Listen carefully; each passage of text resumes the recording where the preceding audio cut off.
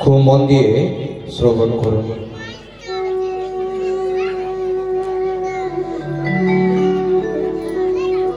শ্রীরামচন্দ্র, ভরত, লক্ষণ, শত্রুঘ্ন চার ভাইয়ের বিবাহ হলো যথাক্রমে সীতা, মান্ডবী, উর্মিলার সুতকৃতির সাথে। তাদের বিবাহের পর যখন তাদের বিদায় হবে তখন এসে পৌঁছালেন পরশুরাম। পরশুরাম অত্যধিক রেগেছিলেন। কেন? যে পরশুরাম ব্রাহ্মণ ঘরের সন্তান ছিলেন। আপনারা গতকাল শ্রবণ করেছেন যে পরশুরাম তার পিতার কথা শুনে নিজের মার গলা পর্যন্ত কেটে দিয়েছিলেন। শুনেছেন তো আপনারা? অনেকে হয়তো কাল আসেননি, আজ আসলেন। এই জন্যই বলা হয় যে যদি কোথাও 2 দিন বা 3 দিন বা 5 দিন বা 7 দিনের পাঠ হয়, প্রতিদিন যাওয়ার প্রয়োজন আছে। কারণ যে বৃত্তান্ত আপনারা গতকাল শ্রবণ করেছেন, যারা আসেননি এখানে গতকাল, তারা সেই বৃত্তান্ত তো জানেন না। সেই পরশুরাম পিতার কথা শুনে মাতার গলা পর্যন্ত কেটে দিয়েছিলেন। সেই পরশুরাম একবার প্রতিজ্ঞা নিয়েছিলেন যে আমি এই জগৎকে নিষ্ক্ষত্রিয় করে দেব। নিষ্ক্ষত্রিয় বলতে এই জগতের মধ্যে যাতে আর ক্ষত্রিয়ই যাতে না থাকে। কেন? কাত্তবীর্যার্জুন বলে একটা রাজা তার আশ্রমে প্রবেশ করে তার পিতা মাতাকে অসম্মান করেছিলেন বলে। সেই জন্য তিনি 21 বার এই পৃথিবীকে নিষ্ক্ষত্রিয় করে দিয়েছিলেন। পরশুরামও কিন্তু ভগবানেরই অবতার। তো এই পরশুরাম তখন তার এক হাতে ধনুর বাণ আর এক হাতে তার কুঠার নিয়ে এসে উপস্থিত হলেন আর শ্রী রামচন্দ্র ভগবানের দিকে অত্যধিক ক্রোধাগ্নি চোখে দেখতে শুরু করলেন। কিন্তু ভগবান তো খুব হাসি মুখে তাকে সম্মান করলেন। পরশুরাম জিজ্ঞাসা করছেন যে এই হরধনুকে এই বালক ভেঙেছে? জনক রাজা অর্থাৎ শিরধ্বজ বলছেন, আগে হ্যাঁ, ইনি ভেঙেছেন। তখন তিনি বললেন, হতেই পারে না, তবে এটা হতেই পারে না যে এই বালক হরধনু অর্থাৎ দেবাদিদেব মহাদেবের ধনুককে ভাঙতে পারেন। সেই পরশুরামের কাছে ভগবান বিষ্ণুর একটা ধনুক ছিল। সেই ধনুকটাকে তার হাতে দিয়ে বললেন এই ধনুকের জ্যাটা পরিয়ে দিতে। অনায়াসে ভগবান কিন্তু সেই পরশুরামের জ্যাটাকে পরিয়ে দিলেন এবং পরশুরাম বুঝতে পারলেন ইনি কিন্তু স্বয়ং ভগবানের অবতার। আর এই পরশুরাম রামায়ণেও আছেন আর মহাভারতেও আছেন। কেন? খুব মন দিয়ে শুনবেন যে আমাদের 7 জনকে চিরঞ্জীবী বলা হয়েছে। 7 জনকে। কে কে 7 জন? অশ্বত্থামা বলির ব্যাসো হনুমানশ্চ বিভীষণঃ কৃপঃ পরশুরামশ্চ সপ্তৈতে চিরঞ্জীবিনঃ। কে কে 7 জন? অশ্বত্থামা, বলি, ব্যাস, হনুমান, বিভীষণ, কৃপ অর্থাৎ কৃপাচার্য, পরশুরাম। এই 7 জন হচ্ছেন চিরঞ্জীবী, যারা কোনোদিনও কিন্তু মারা যাবেন না। একটা বই রিসেন্ট একজন লেখক রচনা করেছেন এই চিরঞ্জীবীদের ইতিহাস নিয়ে এবং অলৌকিক জীবন নিয়ে। অরুণাভ দত্ত হচ্ছে লেখকটার নাম। গিরিজা লাইব্রেরি থেকে এটা প্রকাশিত হয়েছে, কলকাতা। বইটা দেখতে পাচ্ছেন, এইটা হচ্ছে বই। এই বইটা খুব ভালো। এই বইটাতে শুধু 7 জন চিরঞ্জীবী সম্পর্কেই বর্ণনা করা হয়েছে। এই যে 7 জনের নাম বললাম, শুধুমাত্র এই বইটাতে ওই 7 জনের শুধু জীবনী আছে আর কাহিনী আছে।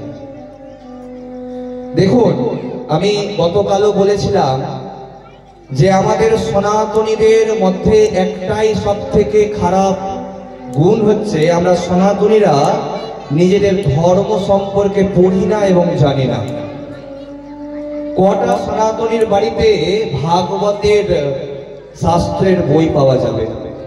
আমরা সবাই কিন্তু সনাতনী। কটা সনাতনীর বাড়িতে শিব পুরাণের বইটা পাওয়া যাবে? অনেকে বলবেন এইসব তো রাখবেন শুধু ব্রাহ্মণ মশাইরা, অন্য কেউ কেন রাখবেন? এগুলো তো পড়ে আমরা কোনো টাকা রোজগার করতে পারবো না, কোনো রোজগার হবে না আমাদের এটা পড়ে। দেখুন, কীর্তনের মধ্যে যতগুলো কীর্তনীয়া আছেন তারা কি সবাই ব্রাহ্মণ? ভাগবত পাঠ যতজন করেন সবাই কি ব্রাহ্মণই করেন? যখন করেন না তখন সবাই করতে পারেন। যদি সবাই করতে পারেন তবে আমাদের সংস্কৃতির শাস্ত্র, আমাদের ধর্মগ্রন্থগুলো আমরা বাড়িতে রাখবো না কেন? আমরা মেলা যাব, মেলাতে গিয়ে সন্তানকে ঝুনঝুনি কিনে দিব, খেলনা গাড়ি কিনে দিব, দুদিন পরে সেটা ভেঙে বাচ্চারা একটা সামান্য দড়ি নিয়ে রাস্তায় রাস্তায় দৌড়াবে। সেটা কিন্তু ভালো লাগবে মার দেখতে, যে সন্তান তার ছোট দেখে গাড়িকে নিয়ে নিয়ে দৌড়াচ্ছে।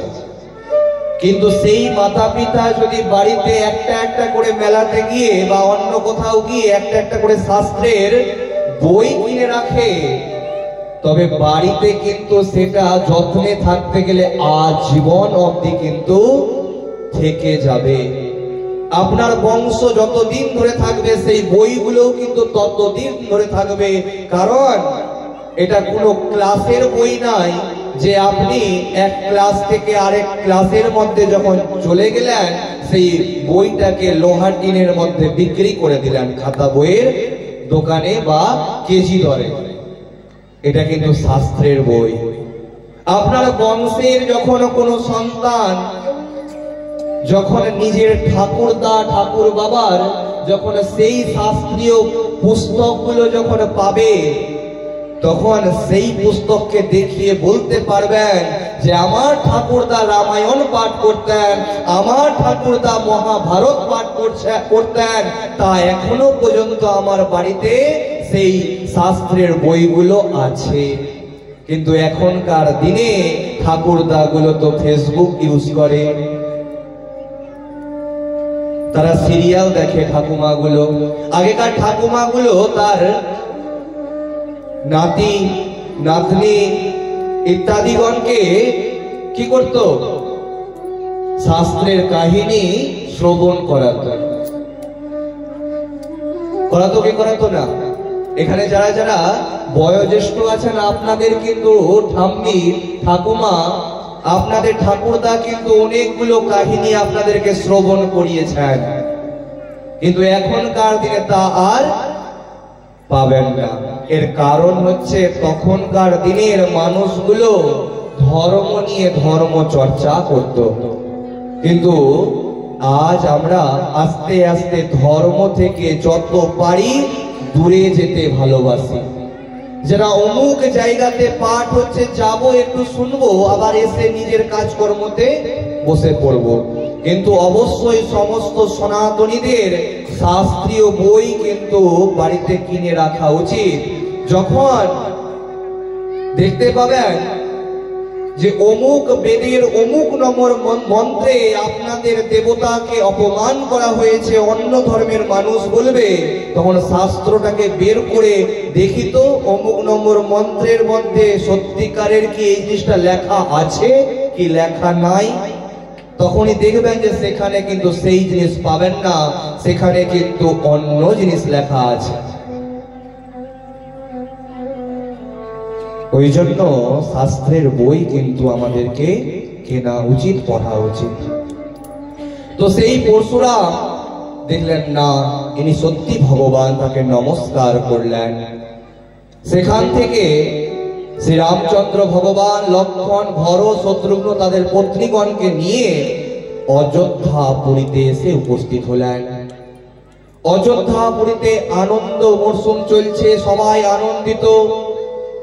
এমনকি গাছগুলো তাদের আনন্দের মধ্যে হাওয়াতে মৃদু মৃদু তারা দুলন খাচ্ছে, মনে হচ্ছে গাছগুলোও নাচছে।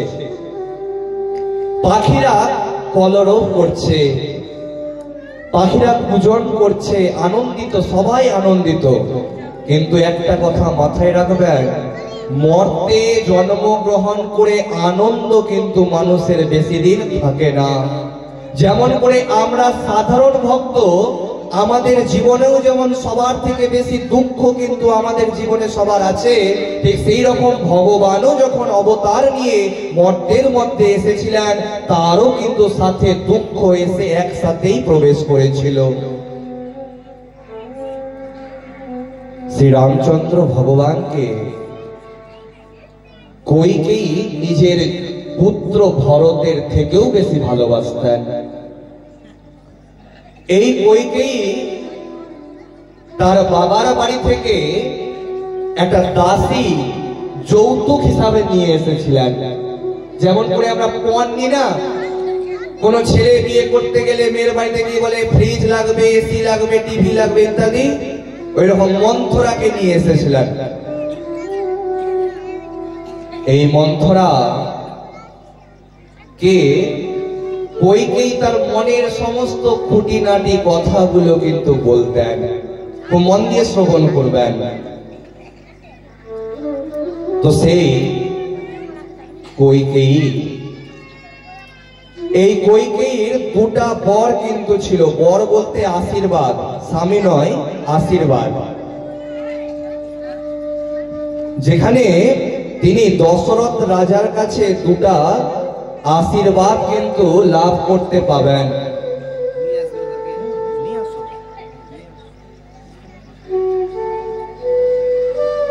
দুটা আশীর্বাদ কিন্তু তিনি দশরথ রাজার কাছে লাভ করতে পারবেন, দুটা বর। কেন সেই দুটা বর তিনি পাবেন, খুব মন দিয়ে শুনবেন।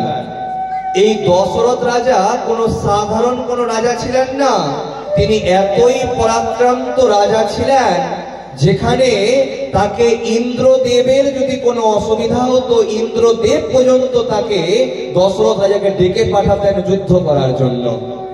একবার ইন্দ্রের আহ্বানে সম্বরাসুর নামক একটা অসুরকে নিধন করার জন্য, যারা পেছনে দাঁড়িয়ে আছেন, সামনে অনেক জায়গা আছে, আপনারা সামনে চলে আসুন। দাঁড়িয়ে থেকে পাঠ শ্রবণ করতে হয় না, বসে বসেই পাঠ শ্রবণ করতে হয়। যাদের কোমরে বা হাঁটুতে ব্যথা আছে, কমিটির কাছে অনুরোধ করব পেছনের দিকে ব্রেঞ্চ বা চেয়ারের ব্যবস্থা করে দিতে। যাদের কোমরে এবং হাঁটুতে ব্যথা আছে তারা চেয়ারে দয়া করে বা ব্রেঞ্চে দয়া করে বসবেন। তো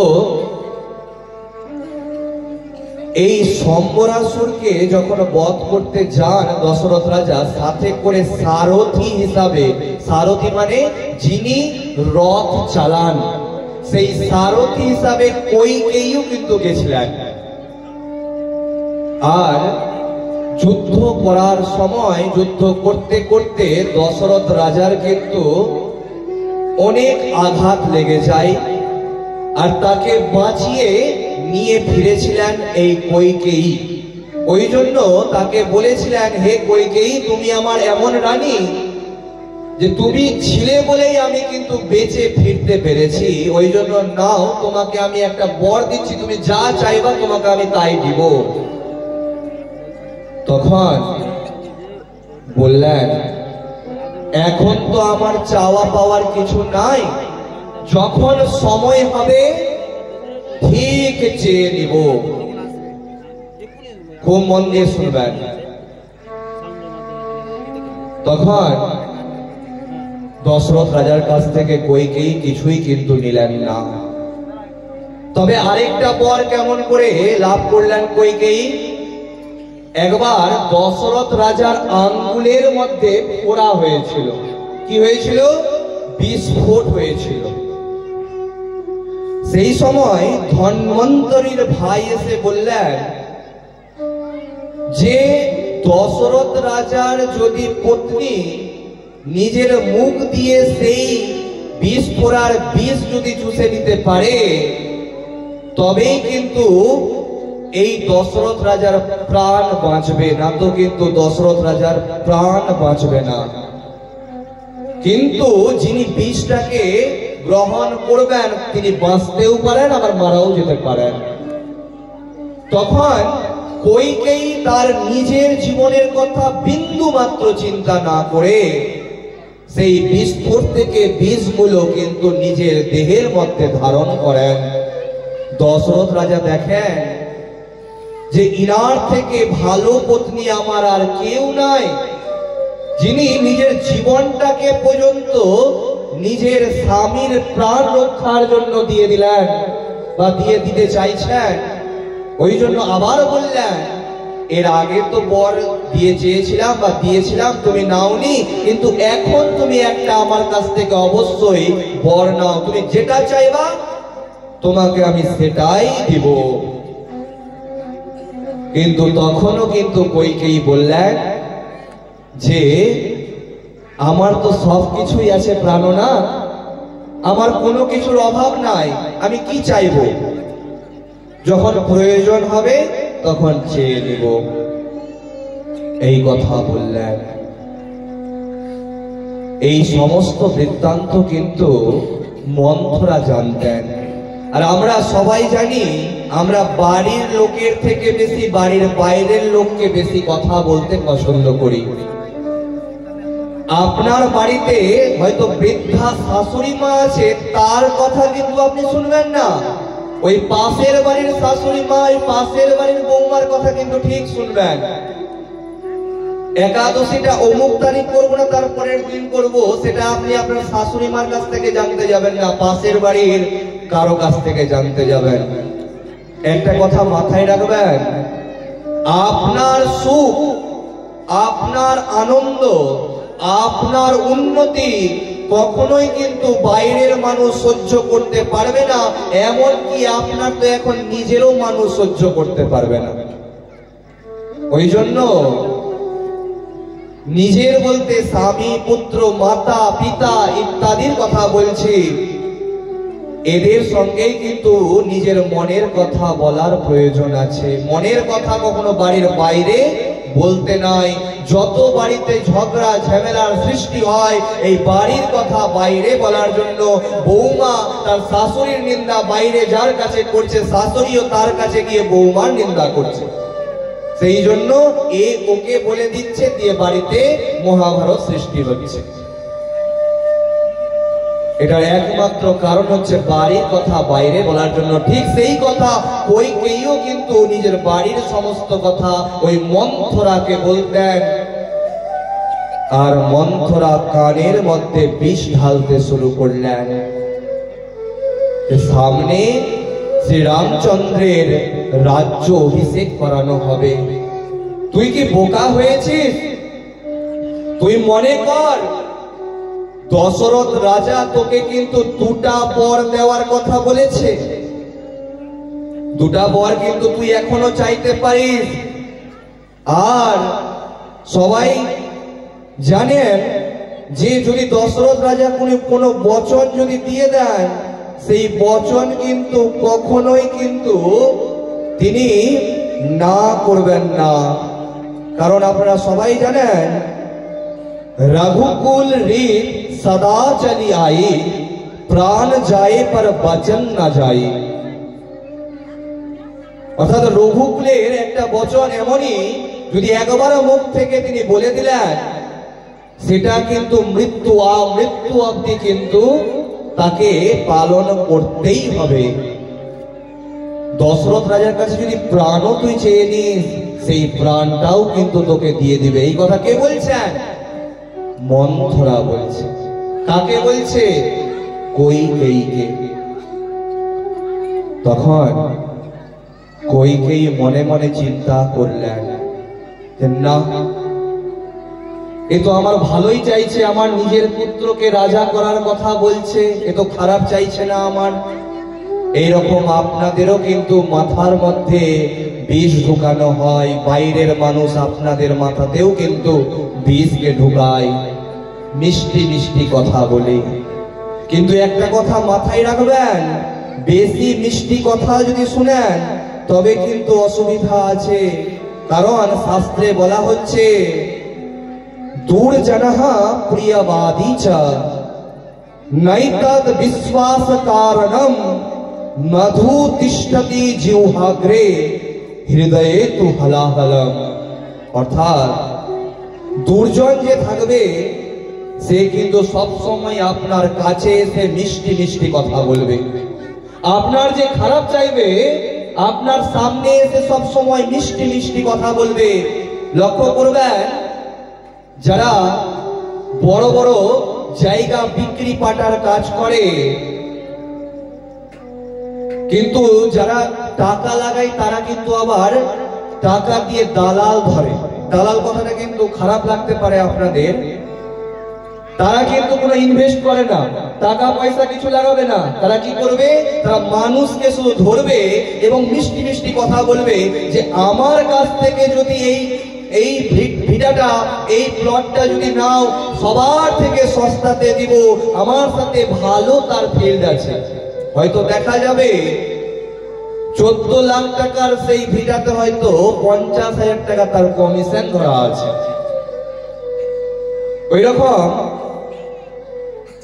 সেটা তার ইনকাম হতে পারে, সেটা তার রোজগারের পথ হতে পারে, কিন্তু দুর্জন অর্থাৎ খারাপ ব্যক্তি সবসময় মিষ্টি মিষ্টি কথা বলে।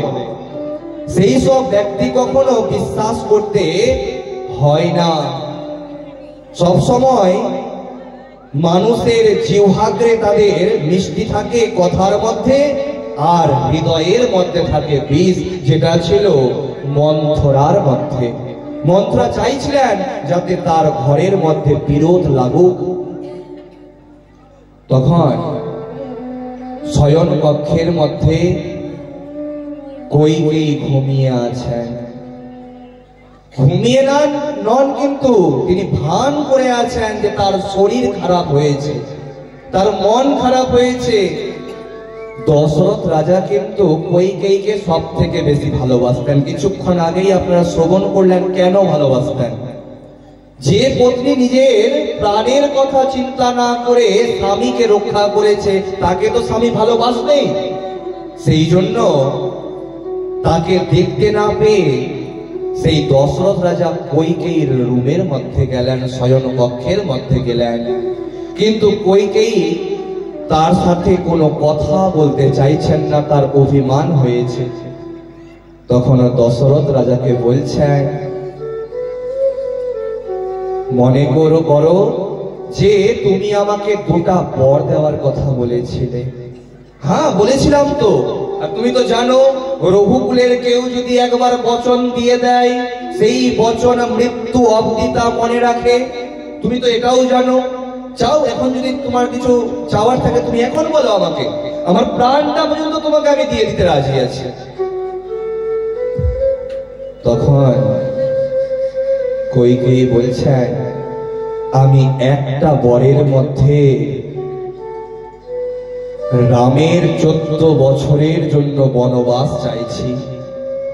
এই কথা শোনা মাত্র দশরথ রাজার হৃদয় থেকে মনে হলো যে প্রাণটা চলেই গেল। আরেক পরে বলছেন যে আমি আমাদের সন্তান ভরতকে রাজ্যের মধ্যে রাজা করতে চাইছি। দশরথ রাজা কাঁদতে কাঁদতে বলছেন, হে কইকেয়ী, হে রানী, তুমি যদি আমার প্রাণটাও চেয়ে নিতে আমি হাসি হাসি তোমাকে দিয়ে দিতাম, কিন্তু তুমি কি চাইলে আমার কাছে? যেখানে আমার প্রাণের থেকেও বেশি প্রিয় আমার শ্রীরাম, তুমি তার বনবাস চেয়ে নিলে। কিন্তু কোনো উপায় নাই। তাকে সারা রাত ধরে বুঝালেন, কিন্তু কোনো মতে বুঝতে চাইলেন না।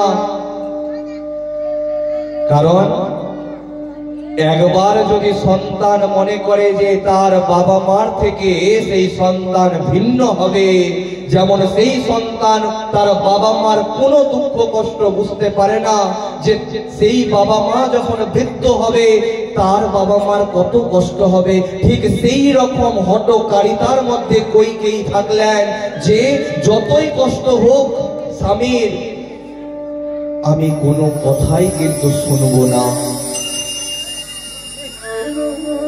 শেষে দশরথ রাজা বললেন, আমি এই কথা কিন্তু কখনোই আমার ছেলে রামকে বলতে পারবো না। অমন সময় ভরত নিজের মামার বাড়ি শত্রুঘ্নকে নিয়ে গেছিলেন। ভরত বাড়িতে ছিলেন না। ভরত যদি বাড়িতে অর্থাৎ রাজ্যে থাকতেন তবে এই কাজ কিন্তু হতো না। তখন সেই শ্রী রামচন্দ্র ভগবান কইকেয়ী দেবীর কাছে গিয়ে বলেন, মাতা কি হয়েছে? পিতা এত কাঁদছে, দুঃখিত অবস্থায় আছে, সবাই শোকের ছায়া। কি শোক? আমার তো কালকে রাজ্য অভিষেক হবে, এত দুঃখ কিসের? তো আনন্দ করার বিষয়। কইকেয়ী তখন বললেন, রাম, যা তোকে আমি 14 বছরের জন্য বনবাস দিলাম, আর তোর ভাই ভরত হবে রাজা। রামচন্দ্র একটুও কিন্তু দুঃখ পেলেন না। সামান্য ব্যাপার এতটুকু, ঠিক আছে, কোনো অসুবিধা নেই। তিনি বনবাসে যাবেন তার আগে সমস্ত ব্রাহ্মণ মশাইকে ডেকে পাঠালেন, দান ধ্যান পুণ্য করলেন এবং সীতা দেবীকে বলছেন, তুমি জনক রাজার পুত্রী, এই বনের মধ্যে তুমি যাবে, খালি পায়ে হাঁটতে হবে, এত কষ্ট করতে হবে, তুমি যেও না আমার সাথে, তুমি আমার সাথে যেও না। কিন্তু সীতা দেবী বলছেন, এ কেমন পত্নী, যে পত্নী স্বামীর দুঃখের সময় স্বামীর সঙ্গ না দেয়। কিন্তু এখনকার দিনের অনেক পত্নী এমন আছে, হয়তো স্বামীর রোজগার হচ্ছে না, সে বারংবার তানা দিতে শুরু করে স্বামীকে যে আমি বাবার বাড়ি চলে যাব, আমি বাবার বাড়ি চলে যাব। কিন্তু আপনারা সবাই জানেন, যখন পিতৃ দান করে অর্থাৎ কন্যা দান করে, তখন ছেলের হাতের উপরে মেয়ের হাত দিয়ে তার পিতা কিন্তু কন্যা সম্প্রদান করে এবং বলে সেই পিতা যে আমার মেয়ের সম্পূর্ণ দায়িত্ব, দুঃখ কষ্টের সম্পূর্ণ দায়িত্ব ছিল এতদিন আমার উপর, আজ আমি এই সম্পূর্ণ দায়িত্বকে আমি তোমার হাতে তুলে দিচ্ছি। কিন্তু আজ তোমাকে রাজা না হয়ে বনবাসে যেতে হচ্ছে, আর আমি তোমার সহধর্মিনী অর্ধাঙ্গিনী। দুটা কথাটা শুনবেন, সহধর্মিনী অর্থাৎ একই ধর্ম যিনি পালন করবেন। ধর্ম বলতে কর্তব্য কর্ম, আর অর্ধাঙ্গিনী অর্থাৎ তোমার অর্ধেক ভাগে হচ্ছে আমার স্থান। তুমি যদি দুঃখে থাকো তবে আমিও দুঃখে থাকবো, তুমি যদি সুখে থাকো আমিও সুখে থাকবো, তোমার হাত কিন্তু আমি ছাড়বো না। লক্ষণ বললেন, দাদা তুমি কেমন করে ভেবে নিলে যে তোমাকে ছেড়ে আমি রাজ্যের মধ্যে থাকবো, আমিও তোমার সাথে যাব। তখন এই লক্ষণ উর্মিলাকে তার সমস্ত খিদা তৃষ্ণা ঘুম সমস্ত কিছু প্রদান করে শ্রী রামচন্দ্র ভগবানের সাথে এবং সীতা দেবীর সঙ্গে বনে যাওয়ার জন্য অগ্রসর হলেন। যখন বিদায় নেবেন অমন সময় শ্রী রামচন্দ্র ভগবানকে এক বাটি দুধ এনে দিচ্ছে তার মাতা কৌশল্যা, যে এতদিন পরে তোকে দেখতে পাবো, তুই এক বাটি দুধ গ্রহণ করে নে। অমন সময় কইকেই গিয়ে দুধের বাটিটা সেখানে হাত থেকে ফেলে দিলেন। শ্রী রামচন্দ্র ভগবান বললেন, এর পরের জন্মে আমি তোমার গর্ভ থেকেই জন্মগ্রহণ করব, কিন্তু তোমার দুগ্ধ পান আমি করব না। তারপরের জন্মে তিনি কোন রূপে জন্মগ্রহণ করেছিলেন? শ্রীকৃষ্ণ ভগবান রূপে। কার গর্ভ থেকে জন্মগ্রহণ করেছিলেন? দৈবকীর গর্ভ থেকে। কিন্তু তার দুগ্ধ পান তিনি করেননি। খুব কষ্ট পেয়েছিলেন। দেখবেন, লক্ষ্য করবেন, যদি কোনো গরুরও বাচ্চা হওয়ার পর, বাছুর হওয়ার পরে তার বাছুর মারা যায়, সেই দুধের ভার তিনি সেই গরু সহ্য করতে পারে না। ঠিক সেই রকম একটা মাতারও যখন সন্তান হওয়ার পরে সন্তান মারা যায়, তার যে কত কষ্ট হয় সেই মাই কিন্তু একমাত্র বুঝে এবং জানে। যখন বিদায় নিচ্ছেন, খুব মন দিয়ে শুনবেন, যে আপনাদের গ্রামের মধ্যে সন্তান হতে গেলে ক্লীবলিঙ্গ বা হিজড়া যাকে বলে, কিন্নর যাকে বলে, তারা কিন্তু আসে না? সন্তান হলো 7 দিনও হয়নি, এসে উপস্থিত। কে? সেই কিন্নরগণ। আপনারা অনেকে কিন্তু সেই কিন্নরগণকে অপমান করে দেন, বলেন এই সামনে সিজার হয়ে বাচ্চা হয়েছে, এত টাকা হাসপাতালে নার্সিং হোমে দিতে হয়েছে, এখন কোথায় পাবো টাকা? আমি দিতে পারবো না টাকা, পরে আসবেন। কিন্তু এই কিন্নরগণের জন্ম কিন্তু আমাদের মতন সাধারণ মায়েদের গর্ভ থেকেই হয়ে থাকে, এবং চক্ষু লজ্জাতে সেই কিন্নরগণকে আপনারা তাদের স্থানে গিয়ে রেখে আসেন। তারা সব কিছু থেকে বঞ্চিত হয়ে যায়, মাতা পিতা পরিবারের ভালোবাসা থেকে বঞ্চিত হয়ে যায়। তাদের যে কি কষ্ট তারাই একমাত্র জানে। তারাও তো মানুষ। তাদেরকে রাস্তা ঘাটে সব জায়গাতে কি করতে হয়? তাদেরকে হাততালি বাজিয়ে ভিক্ষা করতে হয়। কিন্তু এই কিন্নরগণের উপরে কিন্তু শ্রী রামচন্দ্রের আশীর্বাদ আছে। খুব মন দিয়ে শ্রবণ করবেন। 9 দিনের বৃত্তান্তকে 3 দিনের মধ্যে বলা হচ্ছে, তাই ভজন একটু কম হচ্ছে, কিছু মনে করবেন না। কারণ ভজনটা একমাত্র আপনারা যাতে শ্রবণ করেন তার জন্যই হয়ে থাকে। কথাতে ধ্যান দিবেন। ভজনটা কখন হয়? দেখবেন সবাই গল্প করছে সবার সাথে, তখন যদি ভজন হয় সবাই হাত তালি বাজানো শুরু করলো, হাতের কি হলো? হাতটা কিন্তু বাজলো, সবাই কিন্তু একটু মনটা একটু আনন্দিত হলো। কিন্তু যদি মন দিয়ে কেউ পাঠ শ্রবণ করেন, তার কিন্তু মন কোনো দিকে বিচলিত হবে না। আমি জানি না আপনারা বুঝতে পারছেন কি পারছেন না। আমি এই কমিটিকে, গোসাইপুরের সমস্ত কীর্তনের হরিবাসরের কমিটিকে আমি অনেক অনেক ধন্যবাদ জানাবো, যে এখানে এই হরিবাসর প্রাঙ্গণে ভাগবত পাঠের জায়গাতে কিন্তু রাম কথা পাঠের আয়োজন করা হয়েছে বলে। কেন? যে এই রাম কথা পাঠ কিন্তু সব জায়গাতে হয় না। দেখতে পাবেন না যে আপনাদের গ্রামের আশেপাশেও কিন্তু রাম কথা পাঠ হচ্ছে, দেখতে পাবেন না। কেন? যে সব থেকে বেশি ভাগবত পাঠই শুনে থাকি, এই রাম কথা পাঠ তো আমরা বেশি শুনি না বা শ্রবণ করি না। ওই জন্য আমাদের এই যে বিষয়গুলো আপনারা শ্রবণ করছেন এতক্ষণ থেকে, আপনারা কিন্তু এই বিষয়গুলো অনেকেই জানেন না। তো সেই কিন্নরের উপরে বা কিন্নরগণের উপরে কিন্তু শ্রী রামচন্দ্রের আশীর্বাদ আছে। কেমন করে? শ্রী রামচন্দ্র ভগবান, লক্ষ্মণ এবং সীতা দেবী 3 জন যখন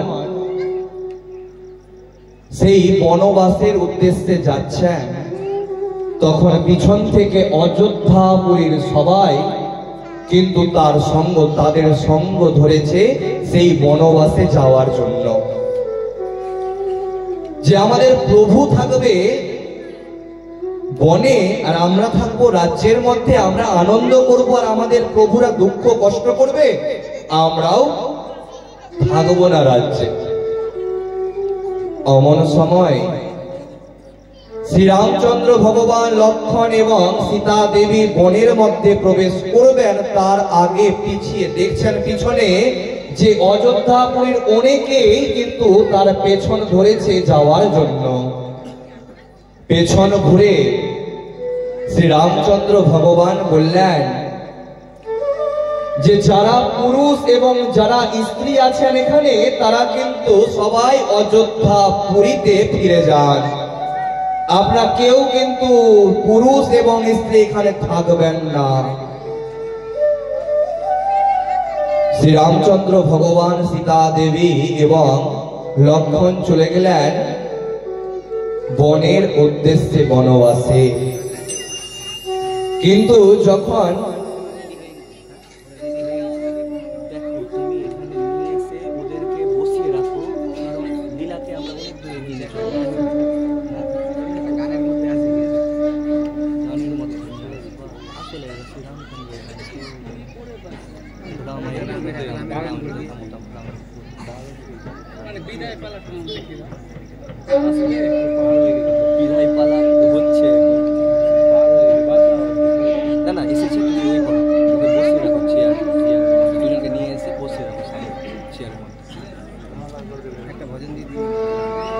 মন দিয়ে শ্রবণ করবেন,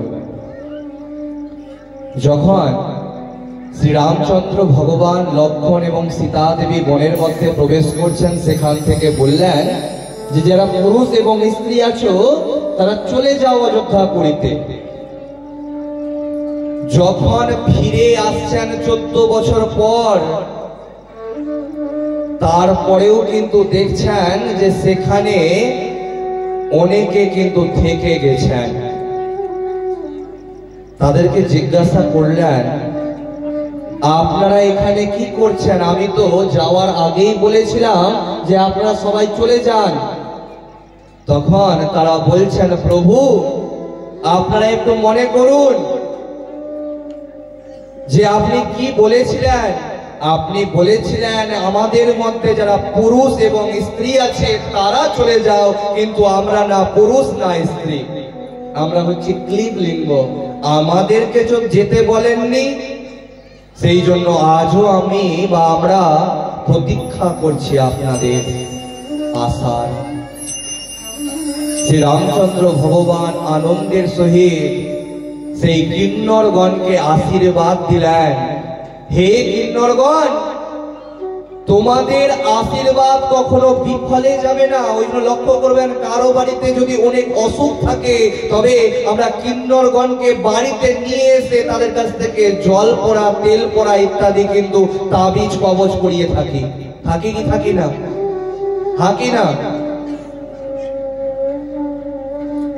তাদের আশীর্বাদ কিন্তু অবশ্যই গ্রহণ করা উচিত। কিন্তু যে কিন্নর আপনার বাড়িতে এসে, আপনি গরিব আছেন, 10,000 টাকা চাইছে যে আমাকে 10,000 টাকা দিতেই হবে, তাদেরকে বুঝিয়ে বলতে গেলে তারাও বুঝবে। কিন্তু এখনকার দিনে সোশ্যাল মিডিয়ার যুগে কিন্নর আসা মাত্র মানুষ লাইভ শুরু করে দিচ্ছে ফেসবুকে, তাদেরকে কেমন করে জনসমাজে খারাপ করা যেতে পারে। আপনার বাড়িতে আসলো, সাথে সাথে ফেসবুকের মধ্যে লাইভ শুরু, যে দেখেন এরা চলে এসেছে, আমাদেরকে বিরক্ত করছে। তাদেরকে বুঝিয়ে বলবেন, আপনাদের কষ্টের কথা তারা বুঝবে যে তাদের দেওয়ার সামর্থ্য নাই। যতটুকু সামর্থ্য আছে ততটুকু আপনারা দান করবেন। তখন তাদেরকে এই কিন্নরগণের অভিশাপ যদি কেউ পেয়ে যায় তবে তার বংশ কিন্তু নিঃশেষ হয়ে যাবে, তার বংশে কিন্তু কেউ আর থাকবে না। অনেক প্রমাণ আছে আমার কাছে যে এই কিন্নরগণকে খারাপ বলার জন্য তাদের বংশ শেষ হয়ে গেছে। এই কিন্নরগণের কিন্তু নিজের ভিটা মাটি বলতে কিছু থাকে না, কারণ তারা তো বিবাহ করে না। তারা যে দান দক্ষিণা পায় সেগুলো যারা কোনো ক্যান্সারের রোগী আছে, কোনো বড় বড় অসুখে যারা আছে, তাদেরকে তারা দান করে, তাদেরকে জীবন দান করে। কিন্তু আপনারা তো সেসব আপনারা তো খবর রাখেন না। একটা মানুষের বেঁচে থাকতে বেশি টাকার প্রয়োজন নাই। আমাদের যাদের সংসার আছে তারা আমরা কিন্তু আমাদের পরবর্তী জেনারেশনের জন্য ভাবি। অনেকে আবার বলতেও শুনতে পাওয়া যায়, আমি আমার ব্যাংক ব্যালেন্স এতটা করে রেখেছি যে আমার সন্তান বসে বসে খেতে গেলেও শেষ করতে পারবে না। মানে আপনি বাবা হয়ে আপনার সন্তানকে মানুষ করতে চাননি, আপনি আপনার সন্তানকে অমানুষ করতে চেয়েছেন, যাতে আপনার সন্তান বাড়িতে বসে বসে খায় আর লোকের তানা শুনে। লক্ষ্য করবেন, যদি ধনী বাড়ির সন্তান যদি দামি গাড়িতেও করে ঘুরে, তার কিন্তু সম্মান হয় না, কারণ সবাই বলে বেড়ায় বাবার টাকার গাড়িতে ঘুরছে।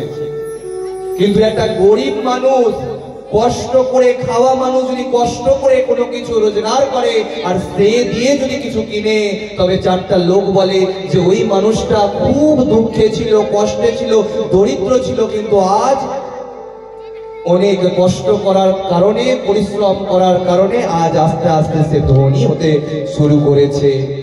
ওই জন্য নিজের সন্তানকে ভালো করুন। এরকম না যে শুধু আপনার সন্তানের জন্য ব্যাংক ব্যালেন্স করে রাখলেন কিন্তু সন্তানকে মানুষ করলেন না।